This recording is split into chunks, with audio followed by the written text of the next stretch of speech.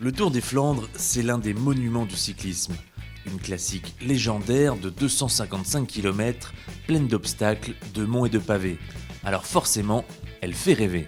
C'est, je pense, la course la plus dure au monde, certainement une des plus excitantes à faire avec tout le monde sur le bord de la route. Je pense pendant 250 km, il y a du monde dans tous les villages. C'est ce que j'ai mis sur mon compte Twitter.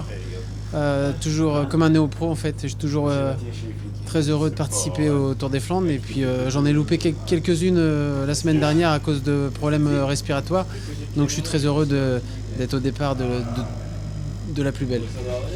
Et cette année, pour sa 100e édition, la ronde, comme disent les Néerlandais, sera infernale. Seuls les vrais guerriers pourront espérer la gagner. C'est un peu de tout, hein. Le placement c'est tellement important, il faut savoir frotter forcément, je pense que c'est la qualité première. De la patience, de l'expérience, de la force, de la chance. Il faut avoir de la puissance parce que ça roule très vite du kilomètre zéro jusqu'à la fin. Être lourd aussi pour bien adhérer sur les pavés. Et pour la gagner, Dominique Arnoux, le directeur sportif, met en place la stratégie d'équipe. La veille de la course, le restaurant itinérant du team se transforme en espace briefing.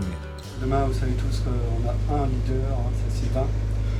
Sylvain, donc on va travailler pour lui. Le Tour des Flandres, l'échappée n'aide pas, mais il y a au moins 10 cours.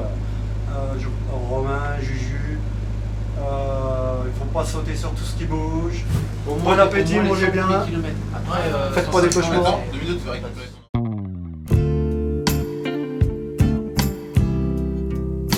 Avant le départ pour rejoindre Bruges, c'est le branle-bas de combat. Les gestes sont rodés, mais ce matin, chaque détail a son importance. Johan Gien, 5-8 à l'avant, 6 à l'arrière.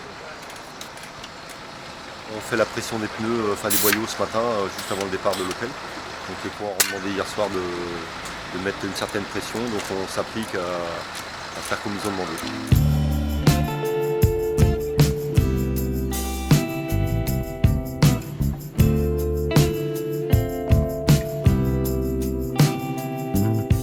Dans le bus, la tension est palpable, bien que certains ironisent sur la situation. Devant c'est les détendus, et là c'est les stressés. Nous je suis dans le froc. Surtout Yo-Yo. On est obligé de rester avec lui parce que sinon... Il a toujours eu des trop gros problèmes avec le stress, toujours tellement énervé. Comment je fais faire? Anxieux. Il dort mal depuis 2 semaines, il n'arrête pas, il n'est pas capable de dormir.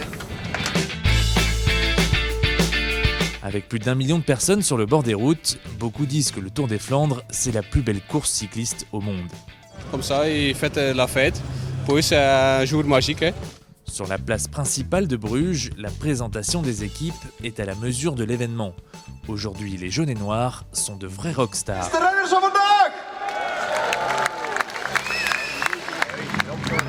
Comme prévu, la course est d'une difficulté terrifiante. Les nombreuses chutes en ont fait abandonner plus d'un. Romain Cardis en fait malheureusement partie.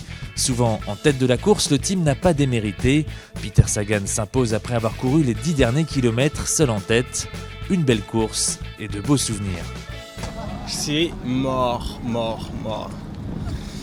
215 bornes ça allait, et puis après le Koppenberg m'a été fatal. Et je me suis battu jusqu'à l'arrivée, mais je suis rincé. Un bon collectif et bon voilà, on est tous assez contents. Juste le fait que Romain s'est cassé le scaphoïde, je crois, c'est quand même le petit point noir, quoi. C'est plus dur que d'habitude de descendre les marches. D'autres grands monuments du cyclisme attendent le Team Direct Énergie au mois d'avril, à commencer par la course française d'un jour la plus mythique, Paris-Roubaix, dimanche prochain.